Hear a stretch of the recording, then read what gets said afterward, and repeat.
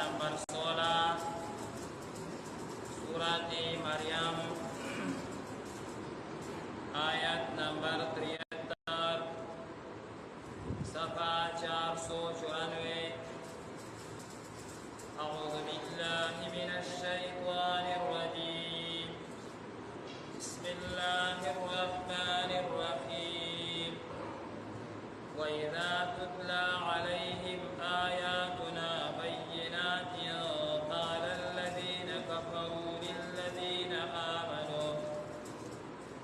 क़ाला अल्लज़ीना कफ़रू लिल्लज़ीना आमनू अय्युल फ़रीक़ैनि ख़ैरुम मक़ामन व अहसनु नदिया वकम अहलकना क़ब्लहुम मिन क़र्निन हुम अहसनु असासन व रि'या क़ुल मन कान फ़िद्दलालति अर्रहमानु मद्दा हत्ता इज़ा रअव मा युअदून इम्मा अलअज़ाब व इम्मा अस्साअह फसयअलमून मन हुव शर्रुम मकानन व अضعफ जुन्दा ويزيد الله الذين اهتدوا هدى والباقيات الصالحات خير عند ربك ثوابا وخير مردا صدق الله العظيم بسم الله الرحمن الرحيم وإذا تتلى عليهم أو كلشي كلستيشي فديباني آياتنا بينات لهم واضحة آياتنا قال الذين كفروا واي أغخلت كافراني للذين آمنوا أغخلق تاش مؤمناني أي الفريقين خير كما يودلا وردا مقاما تمرتبي في اعتبار سرا وأحسن نديا أو خدا مجلس في اعتبار سرا وكما أهلكنا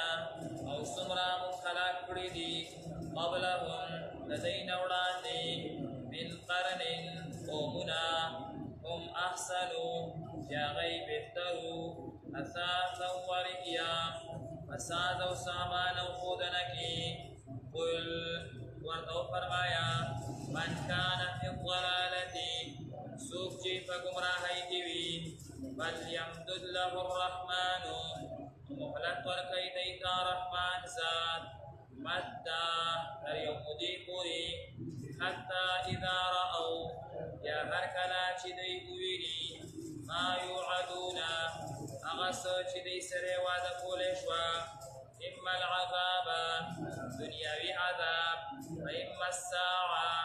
او یا قیامت فسيعلمون دوی تبا معلومشی من هو شر السوق زیاد خراب دی مکانا مکان پر حاصرا واضعف جندا او زیاد کمزوری دی دلخکر پر اعتبار سرا ويزيد الله وزیادی اللہ تعالی الذین اهتدوا ومخلقو چه ہدایت حاصل کو خدن تلوی ہدایت سرا والباقیات الصالحات او باقی پاکی شوینی گئی خير بهتردي عند ربك استاد ربانيس ثوابا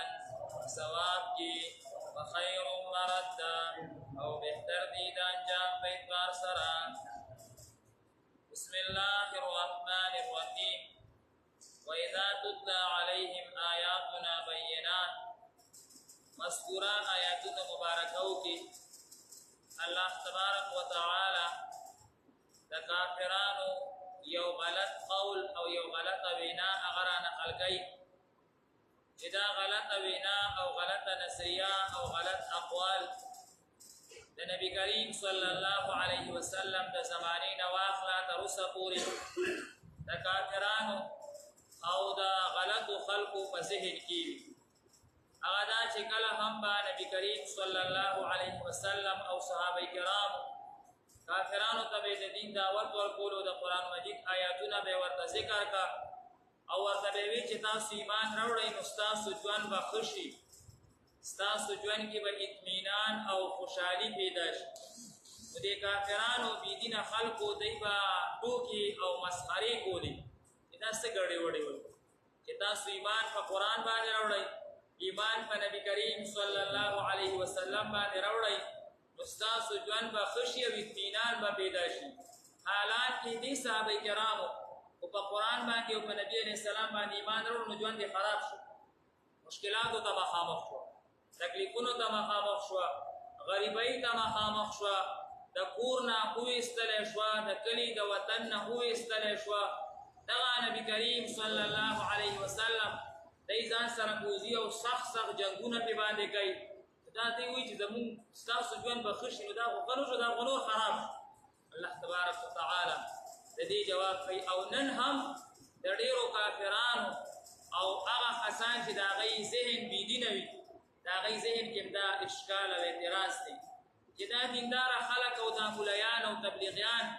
او دا نیکان دی موږ ته وایي چې تاسو په دین ته راشئ نو ستاسو ژوند به ښه شي تاسو ته به اطمینان او خوشحالي میلو شي دوی سره څه دي دوی سره خو هېڅ هم نشته د دنیا ظاهر کې دوی سره موټرې شته او نه ورسره بنګلې شته او نه ورسره دا شته او نه ورسره بینک بیلنس شته او دوی وایي چې مونږ ته راشئ او دین ته راشئ قرآن ته راشئ تاسو به چې کوم دی نو کامله دینداري اختیار کوئ تاسو به اطمینان ومومئ الله تعالی د دې سوال هغه چې کوم دی نو جواب کوي چې دکه کافرانو به هم دا خبرې کولې د اول د زمانې د نبي علیه السلام او د دې زمانې کافران هم دا قسم هغه خبرې کوي الله تبارک وتعالی فرمایي چې زه پېژنم او ما ته پته ده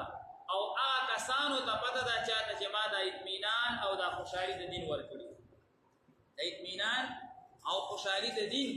دا الله ته پته ده چې الله ورکړي ده او چاته چې ورکړي ده هغه ته د دې علم ده الله تعالی په دې دین کې اطمینان ښیي د قرآن مجید کې الله تعالی اطمینان ښیي یعنې نو تاسو وګورئ په دې عیاشۍ او فحاشۍ کې د یهودیان او د اسرائیل حد ته رسېدلي دي او که نه دي رسېدلي اوس خو چې کوم دی نو پخوا خو به لکه مونږ الحمدلله او داسې زمونږ ډېرو ملګرو مسلمانانو الحمدلله دا غلط څیزونه چېرته لیدلي نه اوس دا بعضې ملګري دا ویډیوګانې ښکاره کړي چې د اسرائیل منډې وایي که نه آجي دوی په دې عیاشۍ کې حد ته رسېدلي دي بربنډ منډې وایي